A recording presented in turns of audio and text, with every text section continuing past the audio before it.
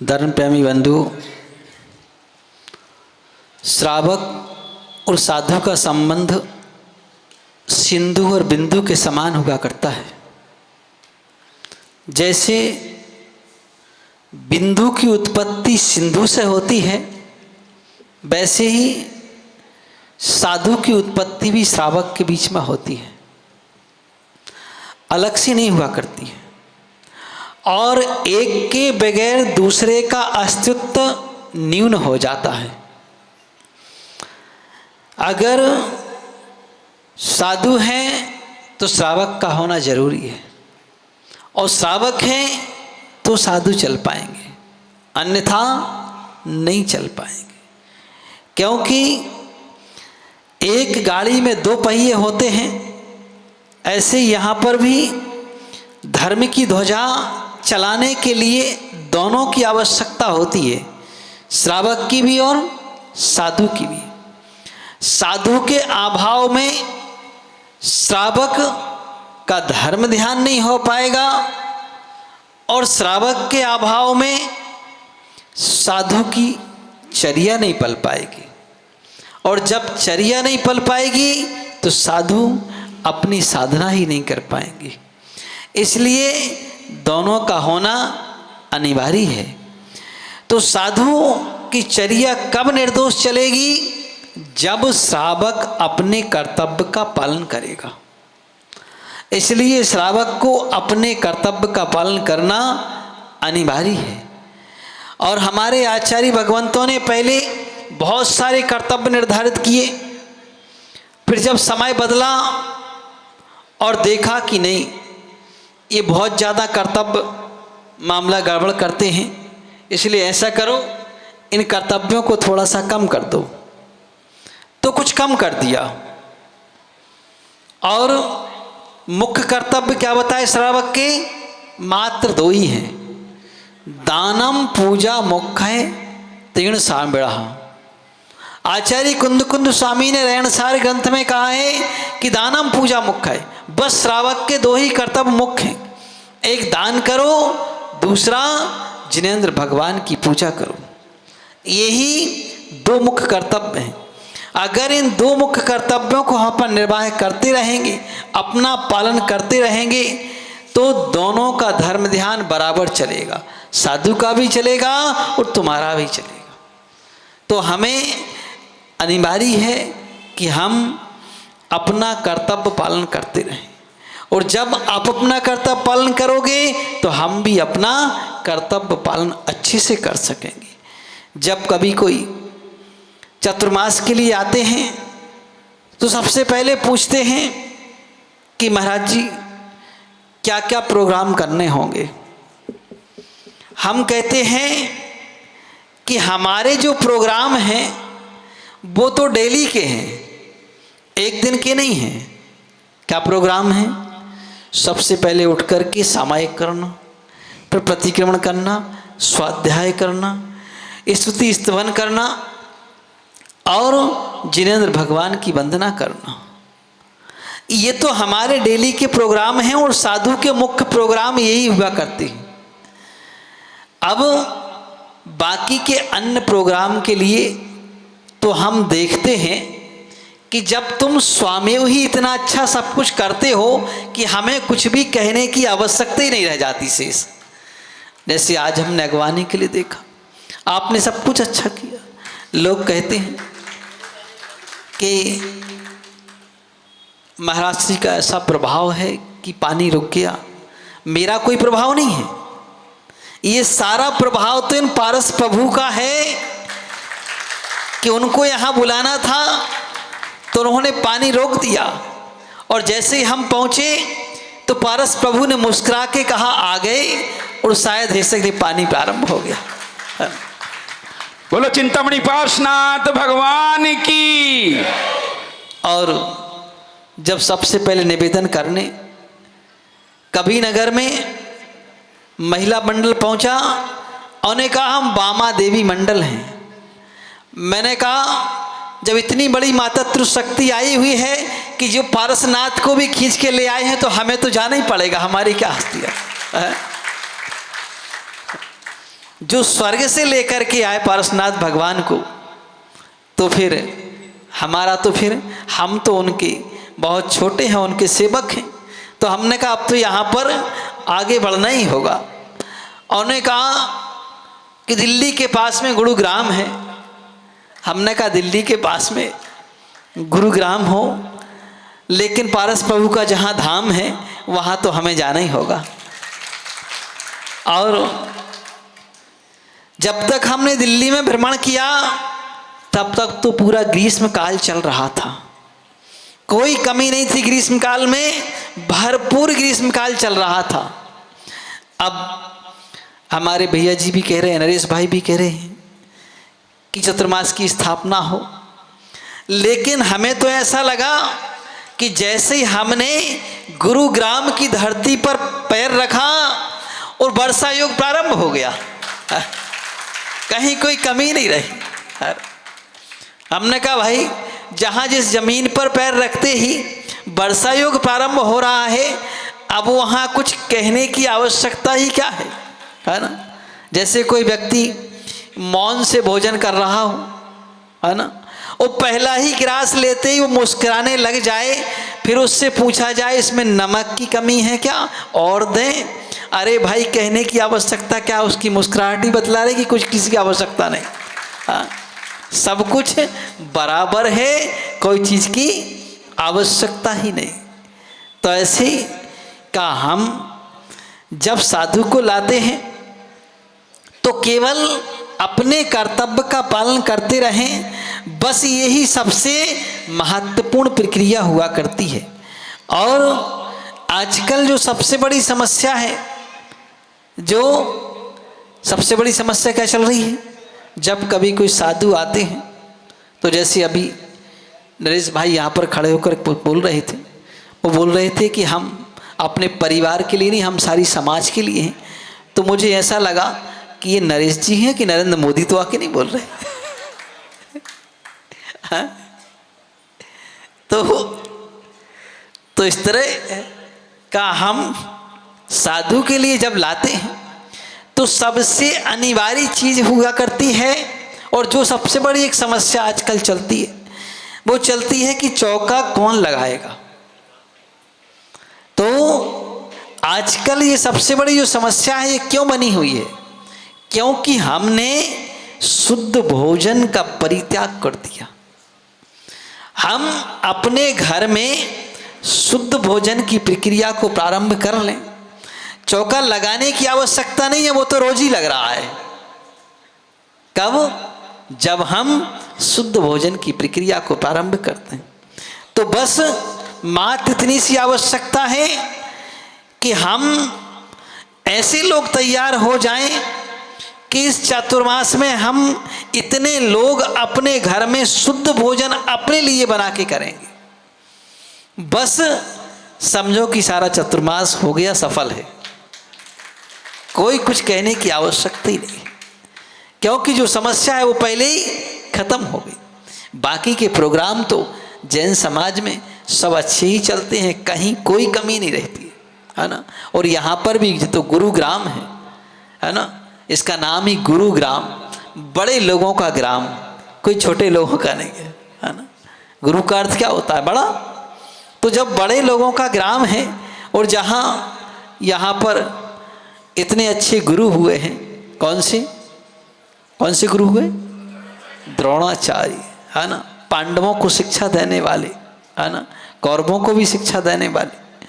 तो क्या जब ये उनके नाम से ही गुरुग्राम चल रहा है तो फिर यहाँ पर लोग जन्म लेने वाले, भले ही वहाँ कहा जाता है अन्य उसमें कि महाभारत के पात्रों में वो सब युद्ध भूमि में मृत्यु को प्राप्त हुए, लेकिन जिन धर्म में ये सब मृत्यु को प्राप्त नहीं हुए, सब ने दीक्षा धारण की है।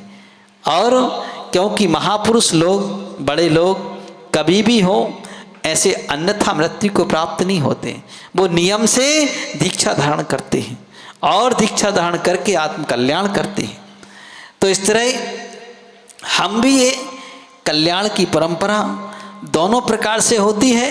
अगर आप साधु की सेवा करते हैं तो भी आपका कल्याण हुआ करता है, क्योंकि श्रावक और साधु दोनों मोक्ष मार्गी होते हैं, कोई एक नहीं होता है, दोनों ही। लेकिन अंतर इतना होता है कि एक थोड़ा स्पीड से चल रहे हैं, एक थोड़ा धीमे चल रहे हैं, अंतर इतना ही हुआ करता है। जैसे साधु मोक्ष के मार्ग में उनकी स्पीड कहलाती है कि पैदल चलना ही, पगों से चलना ही उनकी स्पीड कहलाती है, और श्रावक जो अपनी क्रियाओं का पालन कर रहा है, साधु की सेवा कर रहा है, वही उनकी स्पीड कहलाती है। तो इस तरह हम इस चातुर्मास में का ये संकल्प कर लें कि इतने लोग शुद्ध भोजन करेंगे और हम हमेशा साधु के इस गाड़ी में पेट्रोल डालते रहेंगे।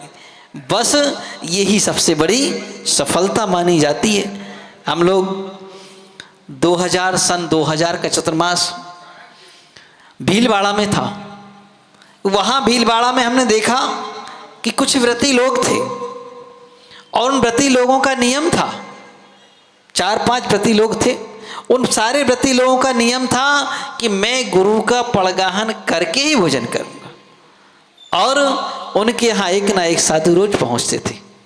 तो जब हम इस तरह से अपने कर्तव्य का पालन करते रहेंगे तो हमारे लिए कहीं से कोई परेशानी नहीं होने वाली है। तो हम चतुर्मास के उद्देश्य ये हुआ करता है कि साधु अपना धर्म ध्यान करें और श्रावक भी उनसे लाभ लें, धर्म का लाभ लें। हम दोनों चीज़ें करें, क्योंकि चातुर्मास में प्रायः देखा जाता है कि बहुत सारे प्रकार के लोग होते हैं। कुछ लोग ऐसे होते हैं जो केवल सेवा करते हैं, धर्म ध्यान से कोई मतलब नहीं रहता उनको, आएंगे भैयाव्रती करेंगे और चले जाएंगे, बाकी इस चार्ज से कोई मतलब नहीं। कुछ लोग ऐसे होते हैं जो केवल आकर के धर्म उपदेश तो सुनते हैं, बाकी उनकी सेवा से, उनकी आहारचर्या से या उनकी कोई प्रक्रिया से उनको कोई मतलब नहीं, ओनली धर्म ध्यान किया, उपदेश सुना और चलते बने। कुछ लोग ऐसे होते हैं कि जो सेवा भी करते हैं और धर्म ध्यान भी होते हैं, उनसे धर्म का लाभ भी लेते हैं। और कुछ लोग ऐसे होते हैं ना जिनको सेवा से मतलब ना धर्म ध्यान से मतलब। तो सब प्रकार के लोग हुआ करते हैं। तो उसमें वो लोग सर्वश्रेष्ठ हैं जो सेवा भी करते हैं और धर्म ध्यान भी, धर्म लाभ भी लेते हैं। और वो लोग भी श्रेष्ठ हैं जो सेवा करते हैं, एक दिन धर्म लाभ भी लेने लग जाएंगे। और वो लोग भी अच्छे हैं जो कम से कम धर्म लाभ तो ले रहे हैं, एक दिन सेवा भी करने लग जाएंगे। तो हम इस तरह कि धर्म लाभ भी लें और सेवा भी करें, ये दोनों कार्य अगर हम करते हैं तो हम इन साधुओं के, संतों के आगमन से हमें सीखना क्या है? हमें इनके आगमन से एकमात्र अपने मोह के परित्याग की कला सीखना है, क्योंकि जिस मोह के वशीभूत होकर के हम अनादि काल से इस संसार में परिभ्रमण कर रहे हैं, बस ये अनादि काल से परिभ्रमण की कला को दूर करना है। ये कला मुख्य रूप से सीखना है, क्योंकि हमारे आत्म तत्व के अंदर सारा का सारा सब कुछ भरा पड़ा हुआ है। अब हमारे अंदर अगर नहीं है तो यह मोह को परित्याग करने की कला नहीं है कि आखिर हम इसको कैसे छोड़ें। आप देखते हैं कि मनुष्य की ही बात नहीं है, तिर्यंच प्राणी भी जिस बच्चे को जन्म देती है उसके लिए अपने प्राण देने को तैयार रहती है। तो इस जीव ने अनादि काल से परिवार भी बसाया है, इस संसार में घर भी बनाया है, लेकिन ना परिवार हम बसाने की बात मना करते हैं, ना घर बसाने को मना करते हैं। मना इतना करते हैं, जिन धर्म इतनी मात्र शिक्षा देता है कि उसमें रह करके भी उसमें रचपच ना जाए। बरसात के दिन शुरू हो गए, आज जमाने में सब जगह रोड पर सड़कें हो चुकी हैं। पहले समय में जब सड़कें नहीं होती थी तो आपने देखा होगा कि जब बारिश होती थी तो बारिश के बाद रास्ते में बहुत सारी रेत एकत्रित होती थी, रेत इकट्ठी हो जाती थी, और जैसे ही बारिश चली जाती थी तो रेत कभी पानी में कीचड़ नहीं पैदा करती है। पानी गया, रेत तुरंत आधी सी सूख जाती है। बच्चे जाते थे उस रेत में जाकर के खेलते थे और क्या करते थे, वहां जाकर के अपना एक घर बनाते थे। घर नहीं बनाते थे, बंगला बनाते थे। और कैसे बनाते थे? कोई मिस्त्री नहीं होता था, कोई कारीगर नहीं होता था, वो स्वयं सब कुछ होते थे। अपने दोनों पैर रखते थे, ऊपर रेत थोपते थे और धीरे से पैर खिसका लेते थे। अपना घर बन गया। और अपनी एक बाउंड्री बनाते थे, और बाउंड्री बना करके फिर उसमें तरह तरह के फूल खिल जाते हैं, वो तोड़ के लगाते थे, है ना। ये हमारा घर बहुत सुंदर सजाते थे। और उसमें पत्थर रख देते थे, ये मेरी गाड़ी खड़ी है ना। और अगर कोई दूसरा आए तो कहे बाहर, अभी हमारी इतनी जगह हमारी है। इतना तक तो एंजॉय लेते थे। लेकिन जैसे ही शाम होती थी, वो घर से आवाज आती थी माँ की कि चलो भोजन करो, शाम का समय हो गया। तो क्या करते थे? जो घर बनाया है उसी पर कूदते थे, दौड़ करके जो बना था उसी को तोड़ देते थे और कूद करके दौड़ के घर भाग जाते थे। बस जो कला हमने बचपन में सीख ली थी वो कला अपने जीवन में उतारना है। वो कला आ गई तो समझो तुम सच्चे मोक्ष मार्गी हो गए। इतनी सी कला है जो हमने बचपन में सीख ली थी, बस उसको जीवन में उतारना है।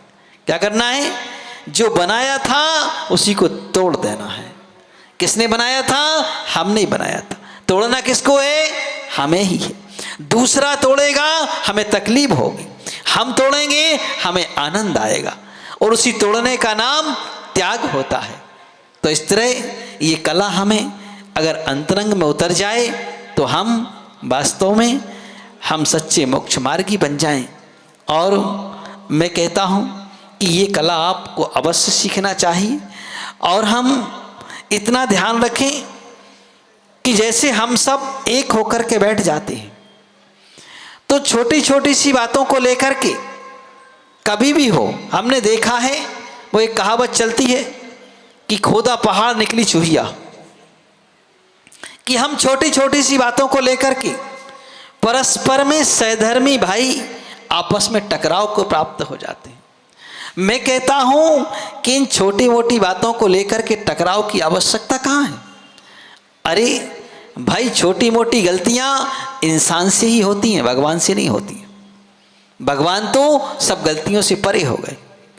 और छोटी मोटी गलतियां किसी की देखना क्या, गलती किसकी नहीं देखता आदमी? जिससे प्रेम होता है उसकी कभी गलती नहीं देखते, है ना। छोटी गलती को इग्नोर कर देते हैं। तुम्हें छोटे बच्चे से प्रेम होता है, अपने नाती पोतों से, बेटों से, तो छोटी मोटी गलती करते हैं, कोई शिकायत करता है तो अपन कहते हैं हटाओ ना, बच्चा है, कल सुधर जाएगा, यही कहते ना। तो बस कहा कि हम उन छोटी मोटी गलतियों को परस्पर में अपने सहधर्मियों को, भाइयों को ध्यान ना दें। बस केवल देखें तो ये देखें कि तुम अपनी क्रिया में लगे हुए हो, ये महत्वपूर्ण बात है। और हमेशा एक बात ध्यान रखना, चतुर्मास की सफलता केवल एक ही चीज में होती है कि तुम केवल साधु से अपनत्व बना के रखना। क्या रखना? बस ये मान के चलना कि अपने साधु तो हमेशा सबको अपना मान के पहले से चलते हैं। साधु की दृष्टि में ना कोई शत्रु होता है ना कोई मित्र है, उनके लिए सब अपने हैं, सब बराबर हैं। बस तुम साधु से अपनत्व बना के चलना, तुम्हें चतुर्मास समझना कि पूर्ण सफल है, कहीं कोई असफल नहीं है। तो हम चतुर्मास में साधु को लेकर के आते हैं तो लाने का उद्देश्य यही हुआ करता है कि हम उनसे धर्म लाभ लें और कुछ ना कुछ अवश्य सीखें। बड़ी खुशी की बात यह है कि आपके यहाँ कई वर्षों से, प्रधान जी बता रहे थे कि 2012 से ना 11 से कंटिन्यू चतुर्मास हो रहे, 2000 से, बहुत बढ़िया, 20 सालों से कंटिन्यू चतुर्मास चल रही। और मुझे भी इस बात की प्रसन्नता होती कि आप 20 सालों से करा रहे हैं और हर साल कराना चाहिए। क्यों? क्योंकि जहाँ बड़ी समाज होती है वहीं तो साधु चतुर्मास करने जाएंगे, वहीं तो सब लोग चतुर्मास का लाभ ले सकेंगे। तो इसलिए चतुर्मास बाकायदा हर साल कराना चाहिए और उनसे हर साल कुछ ना कुछ नई चीज़ सीखते रहना चाहिए, क्योंकि सब साधु संत आते हैं आपको कुछ ना कुछ नया दे करके जाते हैं। तो उनसे हम ये सीखने कुछ ना कुछ अवश्य सीखें। अपना समय भी हो रहा है, तो इन्हीं भावनाओं के साथ देवादि देवी खजारार्सी आदिनाथ भगवान की